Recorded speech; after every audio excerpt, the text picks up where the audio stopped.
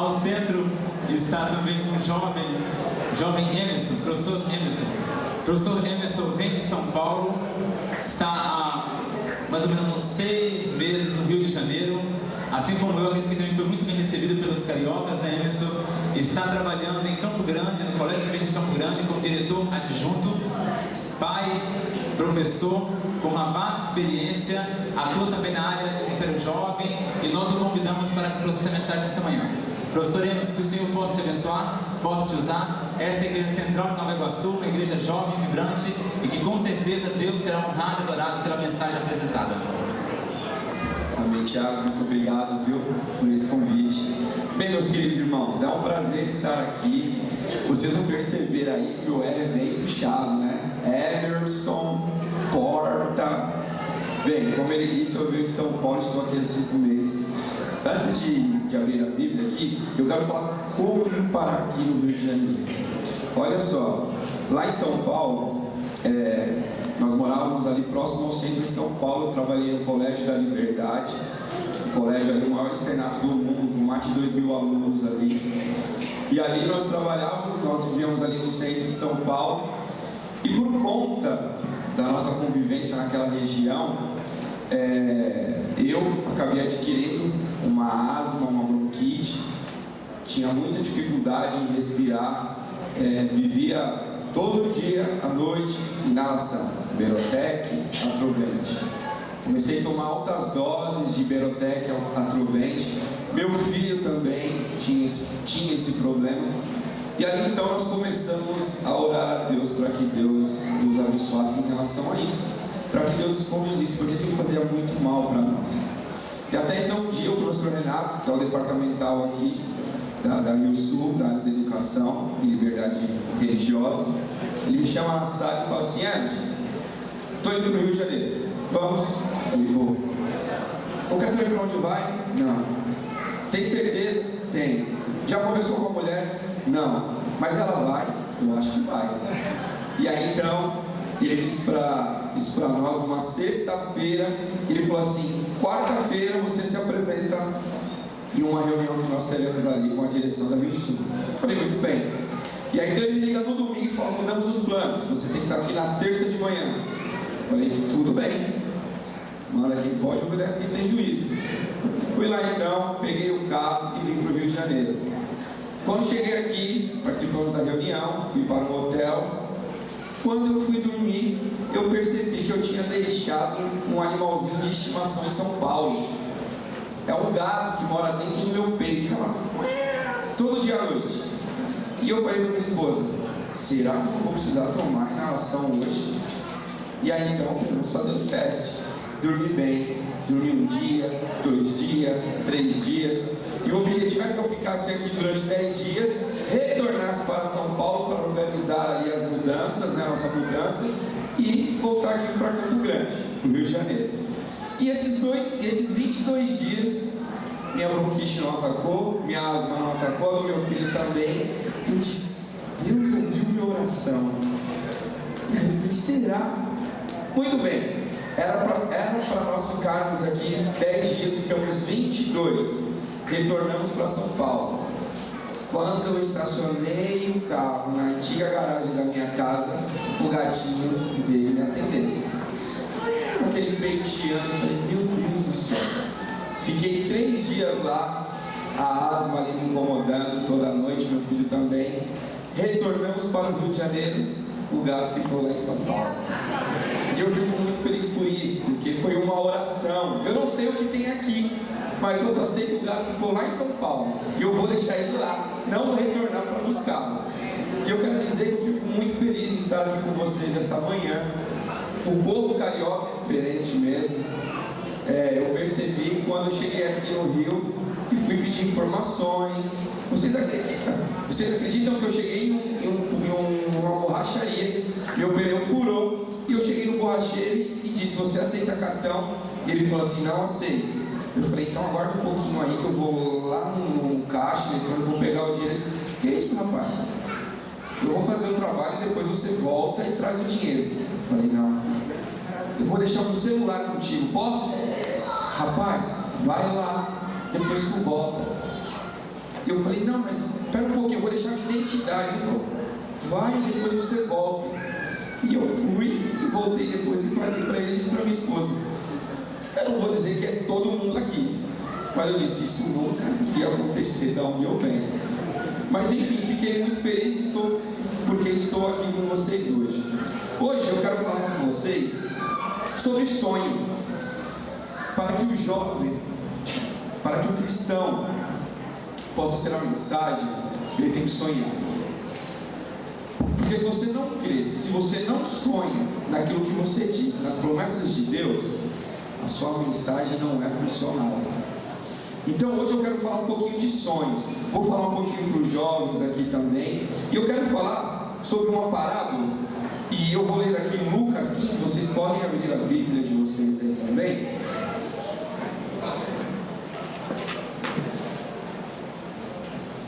Lucas 15. A partir do verso 11, nós não vamos ler a parábola por completo, é a parábola do filho pródigo.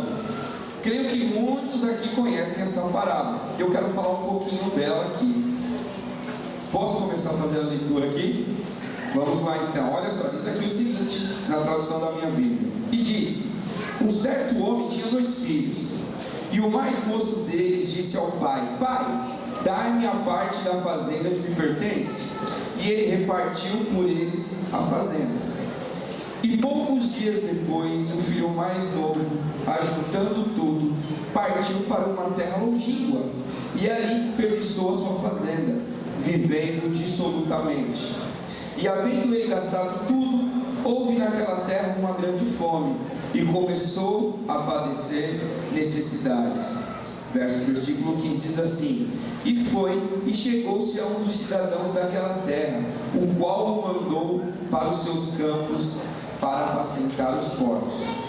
E desejava encher o seu estômago com as bolotas que os porcos comiam, e ninguém lhe dava nada. E tornando em si, disse, quantos jornaleiros de meu pai têm abundância de pão, e eu aqui perecendo de fome? Levantar-me-ei e irei ter com meu pai, e direi-lhe, pai, pequei contra o céu e perante ti, já não sou digno de ser chamado teu filho, faze-me como um dos seus jornaleiros. E levantou-se e foi para seu pai, e quando ainda estava longe, viu o seu pai, e se moveu de íntima compaixão, e correndo lançou-lhe ao pescoço e o beijou. E o filho lhe disse, pai, pequei contra o céu e perante ti, e já não sou digno de ser chamado teu filho. Mas o pai disse aos seus servos, trazei depressa o melhor vestido e vesti-lo, e ponde-lhe um anel na mão e alparcas nos pés. E trazei o bezerro cevado e matai-o, e comamos e alegramos-nos, porque este filho estava morto e reviveu, tinha se perdido e foi achado, e começaram a alegrar-se. Eu vou parar aqui no versículo 24. Nós conhecemos o restante dessa parábola, né? Mas eu vou me limitar até aqui. Nós identificamos nessa passagem, nessa parábola, a história de um garoto que vivia com seu pai e seu irmão, e num lugar que eu penso que seria um lugar muito aprazível. E ali então ele identifica que aquelas coisas não o agradam mais. Ele começa a ter um sonho. Ele começa a sonhar com algumas coisas que ele não conseguia encontrar naquele local. E aí então o que ele faz? Ele vai até o seu pai e pede uma coisa que não era dele de direito. Mas enfim, o pai muito sábio permite e entrega aquilo que o filho queria. Porque o filho tinha um sonho e ele não encontrava felicidade naquele momento, naquele local, perante o sonho que ele tinha. E aí ele sai e vai procurar as alegrias aí do mundo. E ali então ele encontra as alegrias e ele investe aquilo que ele acreditava que era dele de direito e perde. E aí ele retorna então para a casa do pai, e aí então ele encontra o quê? O apoio do pai para poder receber. Quando eu leio essa parábola aqui, eu consigo identificar várias situações. Eu consigo identificar o pai como nosso Criador, que está à disposição de receber novamente, e aqueles que por algum motivo acreditam em si só. A lição dessa semana sobre humildade. E eu aqui eu encontro uma pessoa que esqueceu, ou não teve, ou não praticou a humildade, e aí encontra um alto desejo, uma alta força e vai para o mundo. Quando eu li essa parábola, meus irmãos, antes de começar, eu posso ficar aqui mais à vontade? Dá licença aqui então. E quando eu leio essa parábola, eu consigo encontrar algumas coisas aí. E eu consigo perceber que os nossos jovens, não vou dizer todos, mas a grande parte, e quando eu digo jovem, não é jovem até uma determinada idade não. Eu percebo e eu já encontrei muitas pessoas aí que eu acreditava que tinham uma grande maturidade, mas se comportou de uma forma igual do jovem. Eu consigo encontrar aí um homem que pelas suas próprias forças acredita que é prepotente, forte em si e vai procurar o que ele tanto quer. Algum tempo atrás, eu em São Paulo, eu tenho, né, não estou mais lá, mas ainda existe, um grupo que se formou em uma ONG, chamado Fé em Ação. Alguns anos atrás, quando nós montamos esse grupo e por bênção de Deus se transformou em uma ONG, legalizada, tudo certinho, começou da seguinte forma: um certo dia, eu e mais alguns amigos ali decidimos nos colocar de uma forma diferenciada à disposição de Deus. Nós decidimos nos preparar durante um tempo, ir até a rua, para entender como é que funcionava, para deixar Deus trabalhar na nossa vida ali de alguma forma diferenciada. Muito bem. Nós então marcamos um dia no mês, que era uma sexta-feira, e nós íamos até o centro de São Paulo, com alguns amigos, 3, 4, 5 amigos. Nós chegávamos em um determinado local, e ali nós fazíamos alguns trabalhos, nós levávamos roupa, alimento, e a palavra de Deus. Muito bem, e o nosso projeto é o seguinte: nós vamos frequentar o mesmo lugar, para que nós possamos ali fazer a diferença na vida de um grupo de pessoas. E nós fizemos isso durante algum tempo. Irmãos, já encontrei filho de pastor adventista na rua, já encontrei criança recém-nascida, já vi muita coisa em relação a isso. Mas um dia, nós estávamos ali marcados para ir nessa sexta-feira, e nós ali, um grupo de amigos, 2 amigos que nós estávamos marcados para ir até esse local, ele chegou até o nosso grupo e disse assim: olha, nós devemos orar um pouco mais, não vamos essa semana não, estou sentindo que nós não devemos ir, vamos nos preparar um pouquinho mais. Nós então adiamos essa visita até aquele local, debaixo de um viaduto, e ali nós continuamos orando.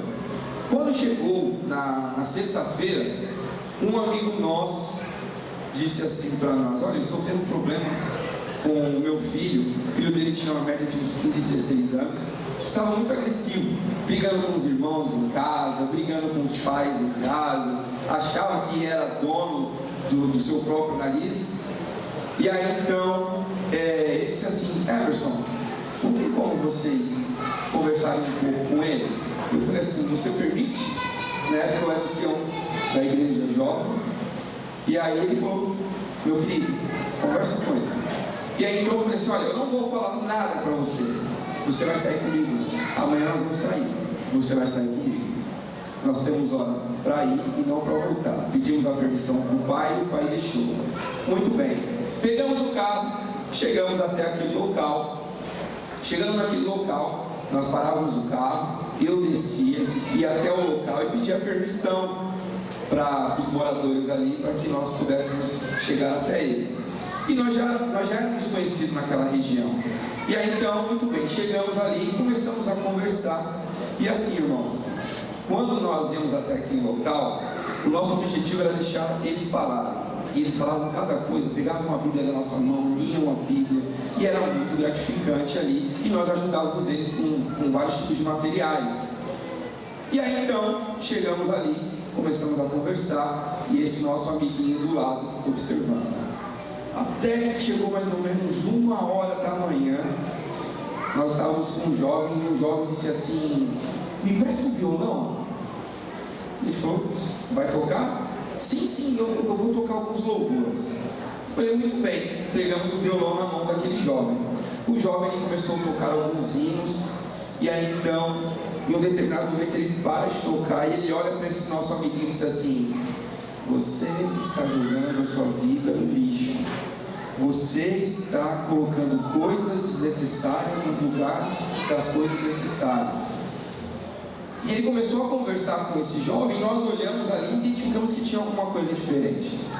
E aí então, quando ele acabou de conversar, esse nosso amiguinho, ele entendeu ali sobre a vida dele, que aquilo que ele fazia em casa não era o caminho.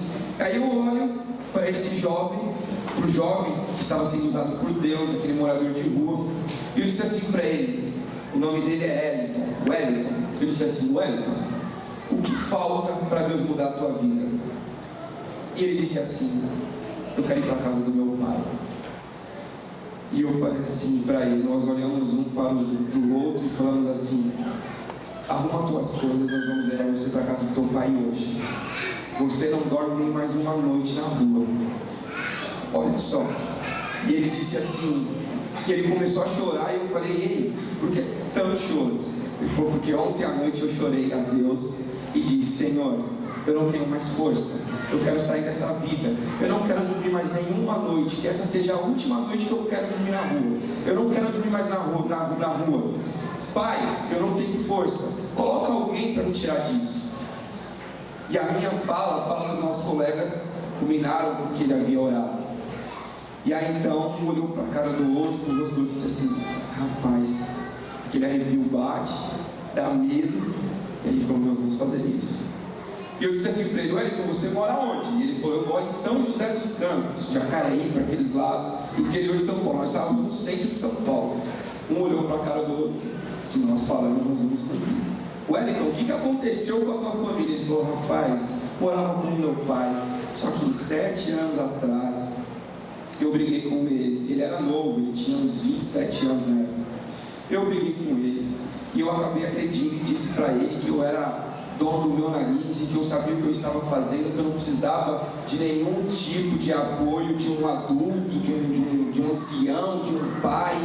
E ele então saiu de casa e, através de carona, chegou no centro de São Paulo, se viciou em crack e morou na rua durante 7 anos. E nós olhamos no rosto dos nossos colegas e falamos assim: vamos lá, vamos ver o que vai dar. E eu perguntei: Wellington, você sabe onde você mora? E ele disse: sei, eu sei chegar lá. Mas rapaz, você tem um número de telefone? Porque como é que em 7 anos de afastamento aí entre você e seu pai, nós vamos chegar lá agora? E ele falou assim: eu tenho um número aqui, quer tentar ligar? Tentamos ligar, isso já era quase 2 horas da manhã. E ninguém atendia. E aí então, um olhou para o outro e disse assim: mas nós vamos até lá, vamos ver o que vai dar. E aí então nós começamos a ligar para os nossos familiares, né, e dizendo assim: olha, nós só vamos chegar amanhã de manhã. Por quê? Eu falei assim: só vamos chegar amanhã de manhã porque nós vamos pegar o carro agora, encontramos um homem aqui, um rapaz, um jovem, nós vamos colocar no carro e nós estamos viajando para o interior de São Paulo para levá-lo até sua família. Vocês são loucos, não é assim que funciona, vocês estão emocionados. Não, só quem está aqui sabe o que está acontecendo. Muito bem, contrariando a família, nós colocamos ali aquele rapaz no carro, pegamos aquele rapaz, aquele amigo nosso que era de menor, levamos até a casa dele, pegamos então e viajamos, colocamos o Wellington no carro e viajamos. E ele dizia assim: eu não acredito que isso está acontecendo, eu orei a Deus ontem, pedi para que eu não tivesse mais nenhuma outra noite na rua e vocês estão me levando para a casa do meu pai. E uma coisa me chamou a atenção aqui, eu quero dividir com vocês também. Ele dizia assim: só deixa eu olhar o meu pai vai aceitar, meu pai vai me receber. E aquela convicção, eu sou pai, eu tenho um garoto de 6 anos, e eu disse: Senhor, eu só quero ter isso com meu filho, eu só quero passar isso com meu filho. E a pergunta que eu quero fazer para os pais aqui: se o seu filho sair e ele precisar voltar, vocês acham que o seu filho tem essa mesma convicção que o Wellington tinha? Eu posso voltar que meu pai vai me receber? Essa pergunta quem responde a vocês, para vocês mesmos, tá? E aí então colocamos ele no carro, começamos a viagem, chegamos em São José. E aí ele disse assim: olha, começa a entrar, entra aqui à direita, à esquerda, e um olhando para o outro. E começamos a andar dentro da cidade. Daqui a pouco ele fala assim: a rua onde eu moro é aqui. Irmãos, eu olhei para um lado, para o outro, só tinha mansão. só tinha casão. Eu falei, o que está acontecendo aqui? E aí então nós entramos, ele apontou uma casa linda que eu acho que eu nunca vou ter aquela casa. E ele apontou, primeiro que eu sou professor também, né? Dinheiro. E aí ele apontou a casa, e aí chegamos ali na frente daquela casa, um olhou para o outro e falou, o que está acontecendo? A parábola está acontecendo na nossa frente. E aí então nós chegamos ali, e aí estacionamos o carro, e esse carro, olha que interessante, era um Celta, de um amigo nosso que trabalhava numa empresa de seguro, Porto Seguro. E aí ele falava, nossa, o carro do Porto Seguro está me levando para o Porto Seguro. E a gente achou muito engraçado em relação a isso, como Deus enraizou as coisas na cabeça dele. E aí então, chegamos lá, meus queridos, e para descer do carro? O joelho tremia, mas eu tremia, dois amigos tremiam. Eu tenho um amigo que ele é muito alto, ele tem quase 2,10 metros, o nome dele é Jefferson, e ele é um negrão fortão. Olhei para ele e falei, é tu mesmo, vai descer e vai bater. Ele, rapaz, como é que eu vou bater 4 horas da manhã na casa de um... Não sei, chegamos até aqui, vai lá e bate, vamos ver o que vai acontecer. E aí então ele desceu mais outro amigo, eu fiquei do lado de fora junto com o Wellington. E aí então ele foi lá, bateu na porta, saiu um rapaz, um gosto sofrido, de chinelo, calça, moletom, camisa branca. Pois não? Olha só, irmãos, a gente não tinha experiência com aquilo. O senhor pode vir aqui um minutinho? 4 horas da manhã, imagina essa situação. Um homem de quase 2 metros e pouco pedindo para que você saia da sua casa 4 horas da manhã, plena escuridão. Ele então vem. Quando ele chega, nós olhamos para o rosto do Wellington. E ali então as coisas começaram a acontecer. O rapaz abriu o portão. O Wellington se aproximou, porque nós tentamos ensaiar no carro. Mas nessa hora não tem como ensaiar nada. E aí então ele saiu. Irmãos, você que é pai, sabe o que é um pai olhar para o filho e não reconhecer? No dia que meu filho nasceu, quando eu olhei, eu peguei ele no braço e falei, esse daqui ninguém me toma. Quando eu olhei ele no berçário, eu já sabia quem era. Eu falei, pode colocar no meio de 1 milhão, eu sei quem é o meu filho. E aí então o pai olhou, não reconheceu, e o filho disse, sou eu, pai. Sujo, barbado, cabelo grande. Quando eu digo sujo, é sujo. Nós tivemos que ir com o vidro aberto no carro, porque a situação era complicada, para vocês verem a situação. Complicadíssimo. E aí então o pai olha, abraça o filho, dá um beijo no filho. E aí então nós começamos a olhar aquela cena, o pai olha para nós e diz assim, meu filho que morreu ressuscitou. Muito obrigado, meu filho que estava perdido voltou. Nós entramos na casa dele, ele morava com o pai.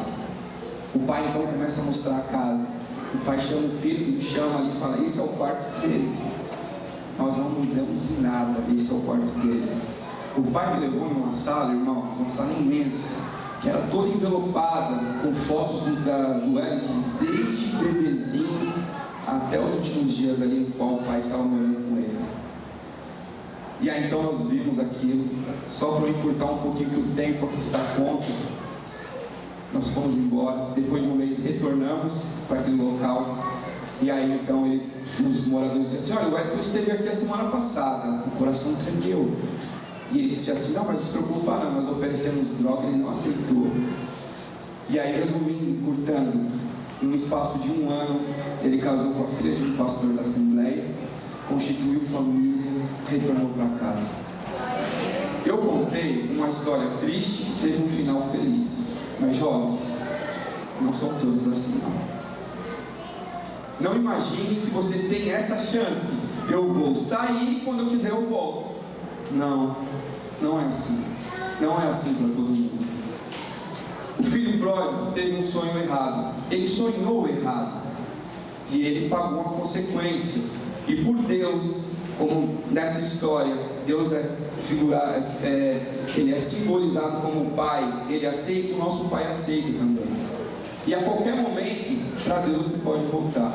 Mas tome cuidado, porque nós não sabemos o dia de amanhã, nós não sabemos o que acontece daqui a 10 minutos. Eu quero dividir com vocês, falando de sonho, o meu sonho. E quando eu tenho esse sonho, serve para os jovens, serve para qualquer um que está aqui. O sonho que eu tenho, eu não sei se você já sonhou, pode ser que você tenha sonhado diferente. Cada um tem o seu modelo de sonho aí. Mas esse sonho que eu tenho, eu quero compartilhar com vocês.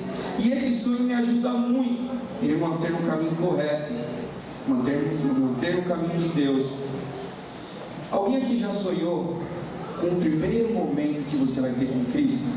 O primeiro, assim, sabe aquele momento que você vai olhar e Ele vai estar aqui assim na sua frente? Você já sonhou com esse momento?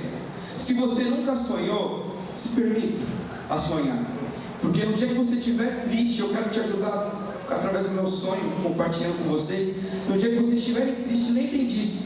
Jesus, como vai ser o primeiro dia? Eu vou dividir com vocês aqui, eu vou fazer algumas conjecturas, tá? Não vai fugir dos princípios que nós acreditamos baseados na Bíblia, mas eu quero dividir com vocês. Quando eu leio a Bíblia, eu consigo encontrar Cristo, um homem muito feliz, alegre, porque as crianças gostavam de estar próximo. E eu trabalho em escola e eu sei que criancinha não gosta de ficar próximo de gente marrenta. E eu imagino Cristo feliz. E eu imagino também, quando eu leio a Bíblia, quando Deus faz o primeiro milagre, Ele está em uma mesa, em uma festa, com comida. E Ele também, quando Ele está terminando ali a sua primeira etapa aqui no mundo, Ele também usa o simbolismo da comida como uma divisão, como uma compactação entre Ele e o ser humano.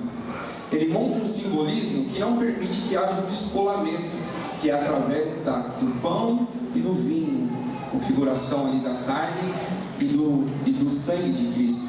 Então eu imagino que quando eu encontrar Cristo, vai ter comida. Eu imagino que vai ter uma mesa muito grande e vai ter muita comida. Eu gosto muito de comer. E aí então eu imagino que vão estar muitas pessoas, e eu peço a Deus que eu te encontre lá. E nós vamos estar lá. Imagina só, esse é o meu sonho. Eu imagino que Cristo vai chegar. Ele vai entrar por uma porta e Ele vai chegar, e aí as pessoas que vão estar lá, todo mundo vai parar de comer e vai olhar Cristo chegando. Eu não imagino Cristo pedindo ordem, gritando, não, porque a presença dele é santa. A presença dele impede que haja qualquer tipo de movimento mais estranho. E eu imagino Ele chegando, e quando Ele vai se aproximando, as pessoas vão chegando próximo dele, porque é inevitável, Ele atrai as pessoas. E eu imagino que Ele vai se aproximar, e uma hora eu vou ter um momento com Ele, uma hora eu vou ter que olhar para Ele. E aí eu fico imaginando, eu fico sonhando um dia que Ele vai chegar próximo. E aí, eu sou pequeno, não sei se eu já vou estar já configurado ali, já vou estar no tamanho de Cristo. Eu imagino que Ele vai chegar e Ele vai colocar assim a mão no meu ombro.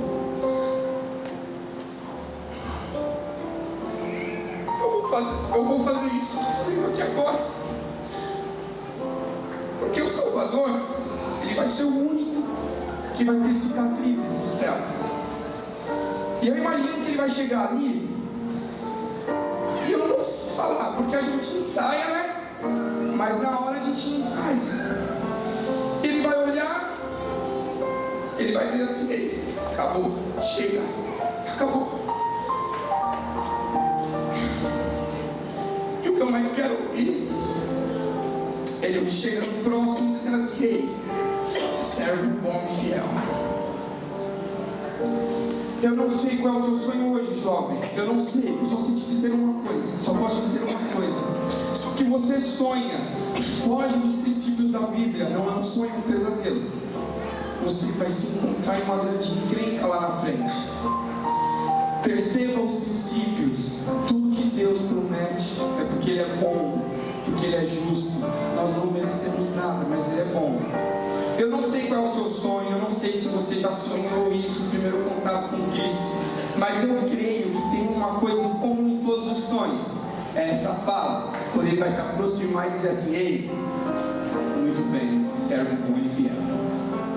E aí acabou. Acabou. Não vai ter mais tristeza, não vai ter mais choro, você não vai perder mais ninguém. Eu não sei quantos aqui já perderam alguém, mas acabou. Essa pessoa vai estar lá. E eu quero, irmãos, convidar vocês a terem esse sonho, ao sonho certo, não o sonho do filho pródigo, que acreditou que tinha suas próprias forças, que acreditou. Vou falar uma coisa aqui, irmãos, eu peço que vocês abram o coração para ouvir isso. Quando a Bíblia diz assim: aqueles que me amam guardam os meus mandamentos, não inverta essa frase. Aqueles que guardam os meus mandamentos me amam. Não. Primeiro você tem que amar Cristo. Quando você ama, é incondicional, aí você guarda naturalmente. A guarda dos mandamentos não é um fardo, é uma forma de agradecimento para Cristo. E quando você enxerga dessa forma, jovens, é natural a guarda. A guarda do sábado, qualquer coisa que seja, que Cristo pede, quando você primeiro identifica que Ele morreu na cruz e que o sonho dele é você, você começa a guardar os mandamentos como uma forma de agradá-lo. E aí as coisas são naturais. Eu tenho hoje aqui uma boa e uma má notícia para dar. Eu vou pedir para que vocês escolham qual a primeira notícia eu vou dar. Mas antes que você molde aí uma opinião, você forme uma opinião entre essas duas, eu peço que você aguarde eu apresentar a segunda notícia, tá? Vocês querem a notícia boa ou a notícia ruim primeiro? A boa? A ruim? Quem quer a ruim, levanta a mão aí. Tiago, me ajuda aí. Quem quer a boa, levanta a mão. A ruim? Irmãos, lembre, deixa eu falar outra também antes de... Sabe qual é a notícia ruim? Jesus vai voltar. Jesus vai voltar. Essa é a notícia ruim. Agora ela vai a notícia boa. Jesus vai voltar. Jesus vai voltar. Quem escolhe se é boa ou se é ruim essa notícia não sou eu. Eu escolho para mim. Para você, é você. A salvação individual. Se você crê que essa notícia vai ser uma notícia boa, e se você crê, se você quer pedir a Deus para que Deus te dê esse sonho, que é um sonho maravilhoso, da primeira conversa com Cristo, eu vou pedir para vocês, quando nós voltarmos a música aqui, o melhor lugar do mundo, eu quero que você se levante e cante. Veja bem, não é para cantar para quem está aqui na frente, não. Não é para cantar aqui para o Emerson, não. É você e Cristo. Ei, ignore quem está do teu lado. Não se preocupe com o que os outros estão pensando. Se você quer ter esse sonho de sonhar em de estar com Cristo, e você quer colocar em prática esse sonho, você quer que esse sonho se torne realidade, aí sim, você levanta e canta. Visitas. Não existe o acaso. Não existe. Tudo é planejado por Deus. Se você está aqui hoje, é porque você é um sonho de Cristo. Você, Deus, Cristo sonhou com você. E Deus, Cristo quer estar aqui agora essa manhã, dizendo para você: ei, vamos um dia estar juntos. Vamos um dia estar juntos. Não se preocupe com o que os outros estão dizendo aí fora. Ei, o meu fardo é leve. Não se preocupa não. Eu vou te sustentar, eu vou te manter. E quando eu voltar, eu vou dizer para vocês: ei, muito bem, servo bom e fiel.